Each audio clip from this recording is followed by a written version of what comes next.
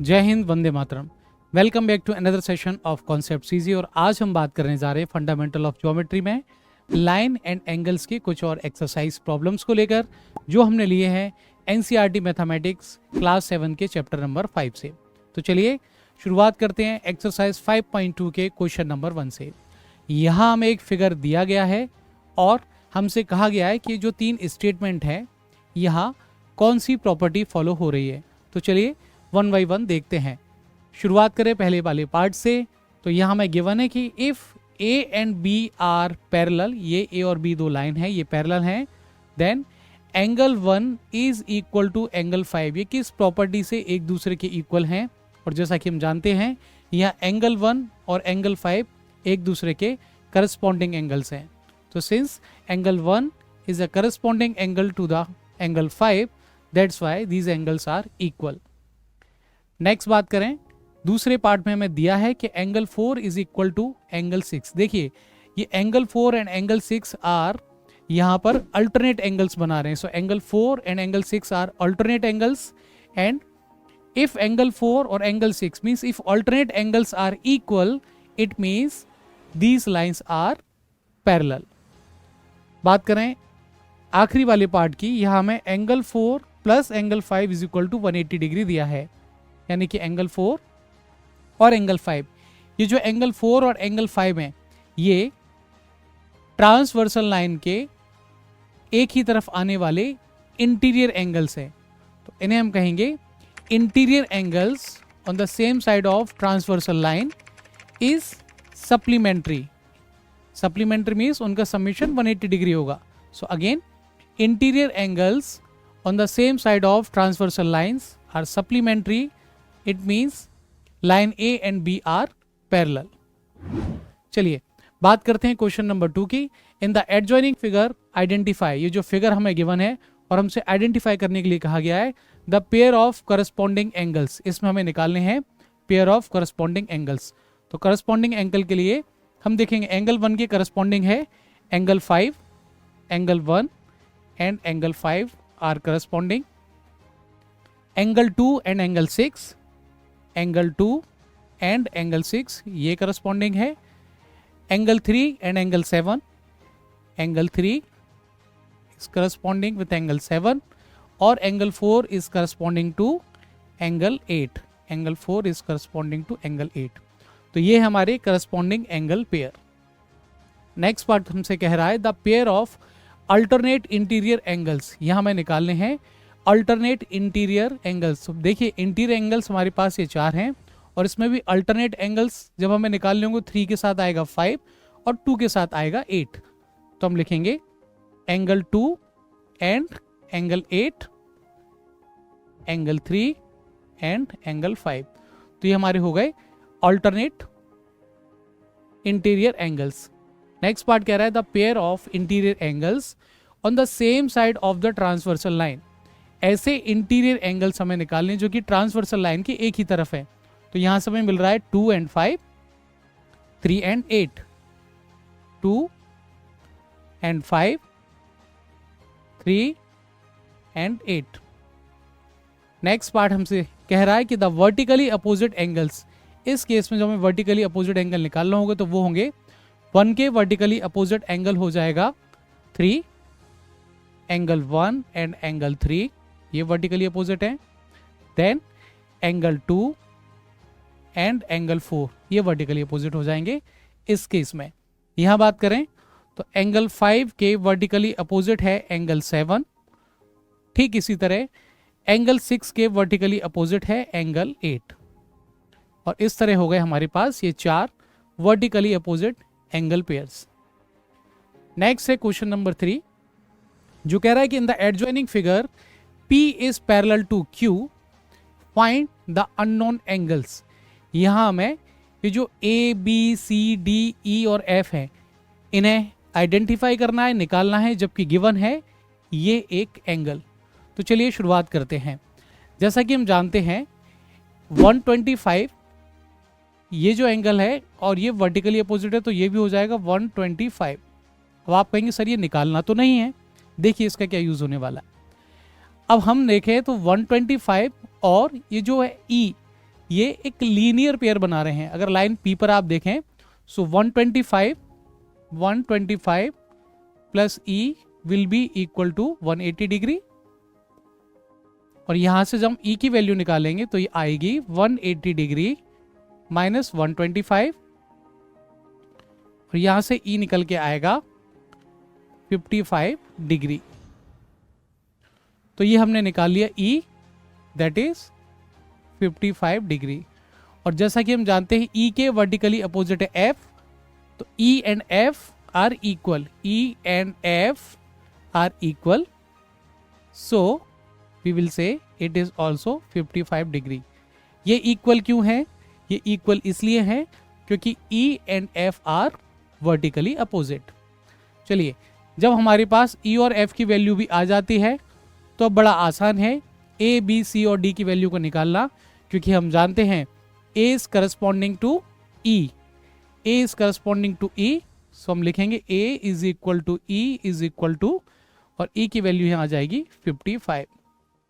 ठीक इसी तरह से बी और ये 125 डिग्री ये करस्पॉन्डिंग हो जाएंगे, सो बी करस्पॉन्डिंग है तो ये हो जाएगा 125 डिग्री, सी करस्पॉन्डिंग है एफ के, then C is equal to 55 degree, और D is corresponding to this angle 125 जो हमें इनिशियली गिवन था।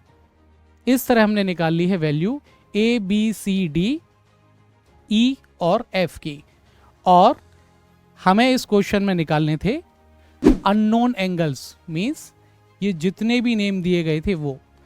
चलिए बात करते हैं अगले क्वेश्चन की, जो है क्वेश्चन नंबर 4। यहां हमें वैल्यू निकालनी है एक्स की, जबकि गिवन है ये दो फिगर जिसमें एल और एम एक दूसरे के पैरेलल है। तो चलिए शुरुआत करते हैं पहले फिगर के साथ में। यहां हम देख सकते हैं कि ये जो 110 जो एंगल गिवन है हमें, ये लीनियर पेयर बनाएगा इस एंगल के साथ में, राइट।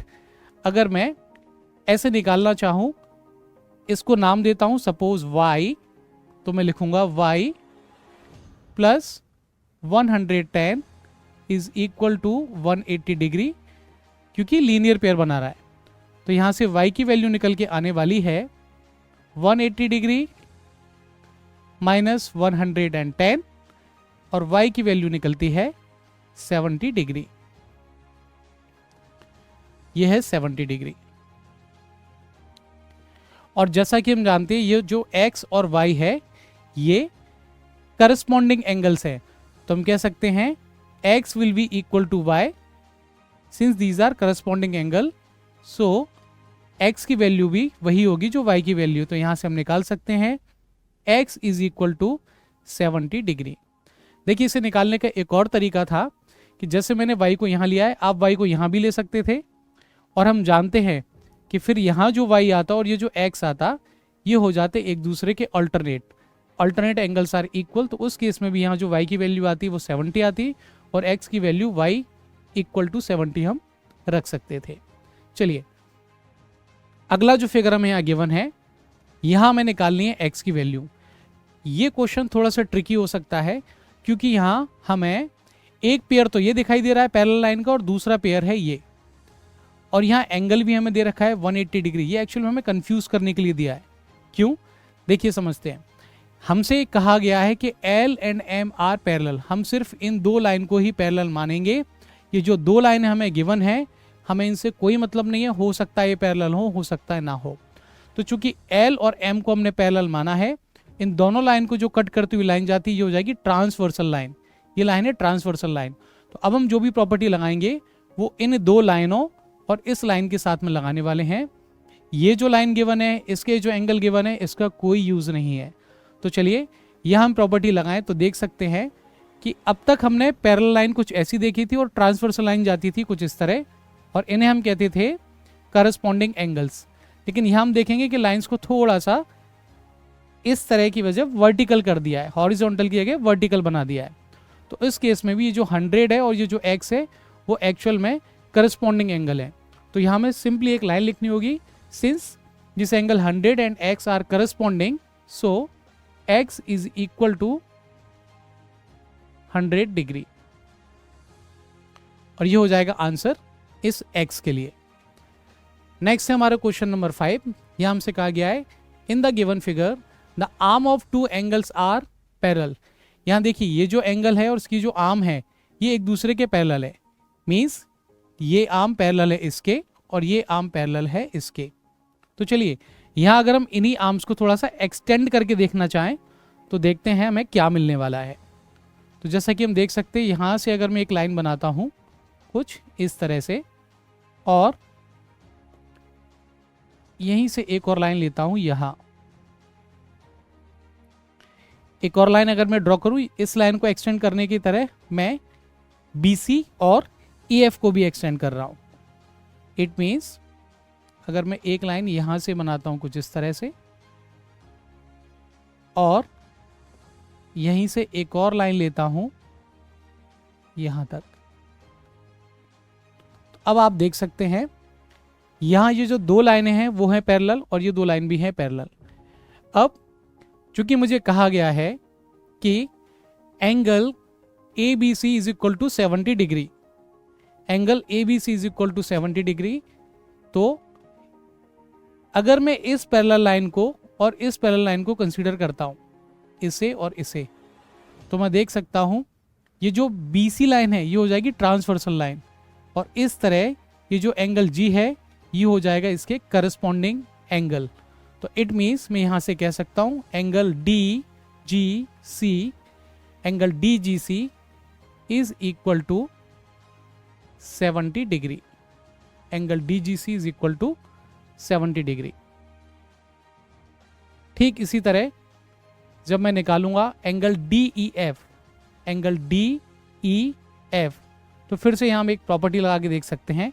वो प्रॉपर्टी क्या होगी, अभी मैंने इन दोनों लाइंस को कंसीडर किया है, अब अगर मान के चलिए मैं इन दोनों लाइन को कंसीडर करता हूं पैरेलल, इन दोनों लाइन को मींस C को और F को, राइट, C को और F को, ये मेरा आ चुका है ऑलरेडी 70 डिग्री। अब अगर C और F को मैं पैरेलल मान के चलता हूं तो ये लाइन हो जाएगी ट्रांसवर्सल लाइन, ये पैरेलल लाइन है, ये ट्रांसवर्सल लाइन है, तो ये जो एंगल है और ये जो एंगल है ये हो जाएंगे करस्पॉन्डिंग एंगल। यहां पर हमारी हॉरिजॉन्टल लाइन है जो कि पैरेलल है और एक ऐसी ट्रांसवर्सल लाइन गई है, तो यहां से ये भी निकल के आएगा 70 डिग्री। तो इस तरह हम कह सकते हैं angle DEF is also 70 degree, और यही आंसर होगा इन दोनों केसेस में। बात करते हैं नेक्स्ट क्वेश्चन की, जो है क्वेश्चन नंबर 6। यहाँ हमें दिए गए हैं 4 फिगर और हमसे कहा गया है कि in the given figures below decide whether L is parallel to M। हमें ये बताना है कि क्या L M के पैरेलल है, और ये बताने के लिए यहाँ जो एंगल्स दिए गए हैं हमें इनकी प्रॉपर्टीज को यूज करना होगा। तो चलिए 1 बाय 1 शुरू करते हैं। सबसे पहले पार्ट 1 से करते हैं शुरुआत। यहाँ हमें गिवन है ये जो एंगल है 126 और ये है 44। देख सकते हैं ट्रांसवर्सल लाइन के एक तरफ बनने वाले इंटीरियर एंगल हैं, और जैसा कि मैंने आपको पहले बताया था कि ट्रांसवर्सल लाइन के एक तरफ बनने वाले इंटीरियर या फिर एक्सटीरियर, दोनों एंगल जब एक्सटीरियर हों या दोनों एंगल इंटीरियर हों, उनका समेशन होता है 180 डिग्री। तो it means if L is parallel to M, then हमें ये जो 44 है प्लस 126 वो 180 डिग्री मिलना चाहिए, जो कि इसके इक्वल नहीं है, और चूंकि इसके इक्वल नहीं है यहाँ हमें मिल रहा है actually 170 degree which is not equal to 180 degree. Hence we can say L is not parallel to M, L is not parallel to M। चलिए बात करते हैं नेक्स्ट क्वेश्चन की। यहां में एक एंगल गिवन है ये और दूसरा एंगल दिया है यहां पर। तो चलिए अगर ये जो एंगल 75 गिवन है ये वही क्वेश्चन है, बस इसमें चेंज क्या किया है, इस 75 को यहां देने की बजाय उन्होंने यहां लिख दिया है। और जैसा कि हम जानते हैं अगर ये 75 है तो उसके वर्टिकली अपोजिट ये एंगल भी 75 ही होगा। और अगेन हम वही प्रॉपर्टी यहाँ अप्लाई करेंगे कि ट्रांसवर्सल लाइन के एक तरफ बनने वाले एंगल 180 डिग्री का समीशन देने चाहिए, सप्लीमेंट्री होने चाहिए। उसी केस में हम कह सकते हैं L and M are parallel. और जब हम 75 को प्लस करते हैं 75 के साथ हमें मिलता है 150 which is not equal to 180 degree, और यहां से हम कह सकते हैं कि L is not parallel to M। Next question है ये, पार्ट 3 में हमें गिवन है एक एंगल 57 और एक एंगल गिवन है 123। अच्छा, ये जो 57 है, यहाँ से अगर मैं वर्टिकली अपोजिट एंगल निकालना चाहूँ तो ये एंगल भी हो जाएगा 57, और अगेन मैं वही प्रॉपर्टी यहाँ फिर से अप्लाई करता हूँ तो मुझे मिलेगा 123 plus 57 which is equal to 180 degree. और चूंकि इन दोनों एंगल्स का समीशन आ रहा है 180 डिग्री, तो हम कह सकते हैं इस केस में L is parallel to M।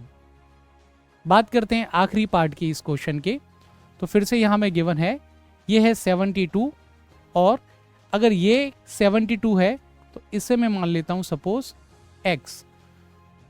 तो यहाँ से अगर मैं जब x की वैल्यू निकालता हूँ तो x प्लस 72 एक लीनियर पेयर बना रहे हैं, तो इसका समीशन होना चाहिए 180 डिग्री,